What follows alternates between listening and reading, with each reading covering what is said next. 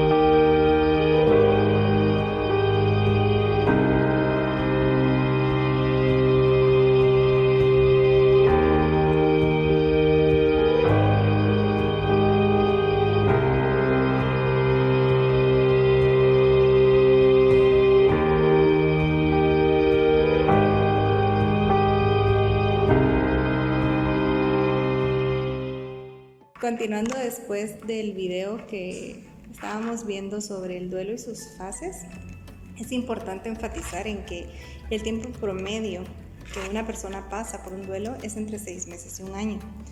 Si ustedes se identifican o conocen a alguien que puede estar pasando por esto por más tiempo de 1 año, esto se convierte en lo que se llama un duelo patológico. ¿Por qué? Porque entonces la persona se quedó estancada en alguna fase y no puede continuar. El tiempo se extiende y en vez de ser de 6 meses a 1 año se convierte en 2, 3, 4, 5 años. No sé si en algún momento pues han conocido a alguien que puedan escuchar que diga, ay, llevo 3 años o 4 o 5 desde que murió mi familiar querido y no lo supero, no puedo dejar de pensar en eso, me siento culpable. Hay muchas razones por las cuales se puede denominar que un duelo es patológico y en estos casos pues se recomienda mucho que la persona asista con un especialista en salud, como un psicólogo o un psiquiatra.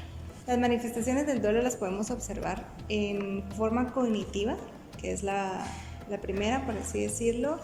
En esta la persona piensa mucho sobre el ser querido o lo que perdió, no necesariamente como les decía, pero sí lo vamos a enfocar en un ser querido.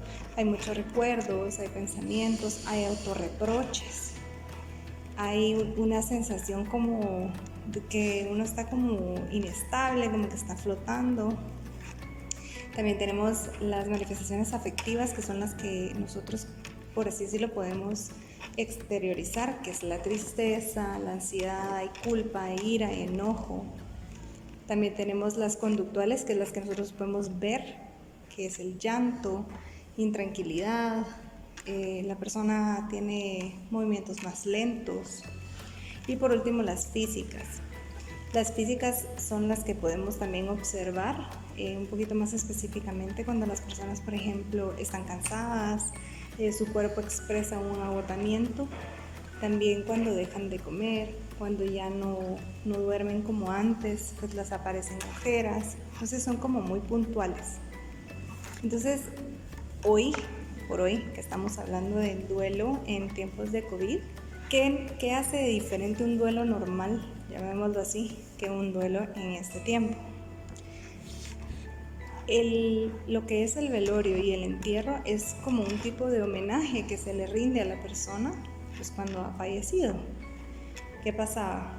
Fallecía la persona, nos avisaban, nos enterábamos, procedíamos a contactarnos con la funeraria, se llevaba a cabo el velorio y posteriormente nos íbamos a lo que era el entierro. En estas dos experiencias, llamémoslo así, que era el velorio y el entierro, nosotros estábamos rodeados de seres queridos, de amigos, de conocidos. Entonces teníamos una red social que nos acompañaba y nos ayudaba a atravesar este proceso. En estos tiempos, pues lamentablemente no se puede. Entonces esto complica el proceso. ¿Por qué? Porque no tenemos el apoyo que teníamos antes, porque no podemos ir a un velorio, no podemos velar a la persona por 1 noche, 2 noches, no podemos ir acompañados a un entierro. Entonces esto no permite que el proceso sea, llamémosle, normal. Entonces esto lo complica un poco. En este momento pues les voy a poner un video corto, más o menos de lo que les acabo de hablar, de que no podemos vivir lo que es el velorio y el entierro y por ende pues nos complica un poquito el proceso. El coronavirus está transformando nuestras vidas, pero también la muerte. Sin abrazos, sin despedidas finales, sin ceremonias, la pérdida de los seres queridos y el luto hoy duelen más que nunca. Los velatorios están prohibidos mientras dure el estado de alarma y a los entierros no pueden acudir más de 3 acompañantes, unas condiciones que hacen más difícil gestionar las pérdidas. Los funerarios hablan ya de patología de duelo abierto o de duelo no superado. En las zonas más afectadas por la pandemia, como Madrid, se añade la saturación de los servicios funerarios que retrasan los entierros e incineraciones varios días y en ocasiones hasta más de 1 semana. Con la puesta en marcha de morgues provisionales, varias familias han estado en vilo sobre la ubicación de los restos de sus seres queridos y en algún caso, tras mucho esperar noticias, se han enterado de que la incineración se había realizado ya días atrás. Para que las demoras no se extiendan, algunas empresas están llevando los cuerpos a otras provincias para su incineración. Ante la imposibilidad de las despedidas presenciales, se impone buscar otras fórmulas, como los homenajes en redes sociales. Escribir cartas, colgar fotos, abrir un espacio para las condolencias. Y es que el duelo es un proceso lento, aseguran los psicólogos, y hay que permitirse tiempo y espacio para recolocar el dolor y las emociones. Posterior a ver el video, que como les comentaba, pues nos explica un poquito de cómo funciona ahora lo que yo les decía, ¿verdad? Los funerales y los entierros pues ya no es a lo que estamos acostumbrados a vivir. ¿Qué podemos hacer nosotros como acompañantes, por así decirlo? Si por ejemplo fuera un hermano o un amigo muy cercano y nosotros podemos asistir a la persona que está viviendo el duelo, pues primero podemos ayudarles a que viva la crisis, a que expresione sus emociones, que no se las guarde. Eso es muy importante. Mucha gente se hace la dura, dice no, yo no tengo por qué llorar, no me siento mal, pero esos sentimientos tarde o temprano van a salir a flor de piel. Entonces lo ideal es vivirlas en el momento. En algunos casos se recomienda que la persona haga un tipo de rito individualizado, por ejemplo, una carta de despedida o encontrar algunas herramientas para poder despedirse de ser querido si en algún momento no se tuvo esa oportunidad. De recomendación sería con un psicólogo, si se va a llevar a cabo el proceso de duelo con un psicólogo, pues hacerlo con esta persona, y si no se puede, pues hacerlo individual. Y por último, pues recordarles, si en algún momento alguien se siente identificado con este tema, pues recordarles que al final de esto vamos a retomar nuestra vida, porque es parte de, ¿verdad? Nacemos, crecemos, nos reproducimos y morimos, es parte del ciclo. Obviamente se escucha fácil, no lo es, pero tenemos que enfocarnos en que en algún momento pues tendremos que retomar nuestra vida como normal. Adicionalmente, pues hay ciertas herramientas que nos pueden servir para el proceso del duelo, y la primera es lograr identificar cuáles son los sentimientos y estados de ánimos que tenemos nosotros, como por ejemplo culpa, ira, irritabilidad, cualquier sentimiento, lograr identificarlo, tenerlo claro, ¿verdad? Posteriormente, pues no evitar vivirlo. No podemos escapar de ello, tenemos que afrontarlo, porque tarde o temprano lo tendremos que hacer, ya sea con alguien, ya sea un amigo, un terapeuta, un psicólogo, un psiquiatra, cualquier persona que nos pueda apoyar. Adicionalmente, pues como les comentaba, una psicóloga española recomendaba que una carta de despedida era algo muy importante para poder como cerrar el ciclo, si lo consideran necesario.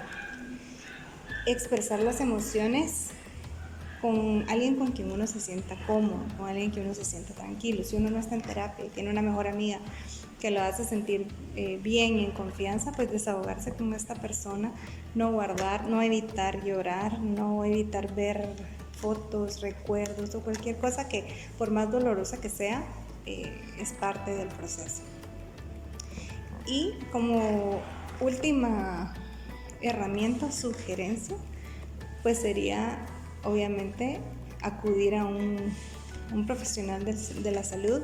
Yo les recomendaría un psicólogo en este caso, a menos que fuera un duelo patológico, probablemente sería tal vez con un psiquiatra, y si no, pues que vaya uno a la par de la otra, un psicólogo con un psiquiatra, si no, pues como les decía, con una persona conocida, un amigo que nos pueda escuchar, que nos ayude a superar el proceso, ya que como les mencionaba previamente, pues el proceso del velorio y el entierro pues es parte de, es importante ir, bueno, en este caso pues no se puede, pero por lo menos a un entierro de alguien cercano es parte del proceso.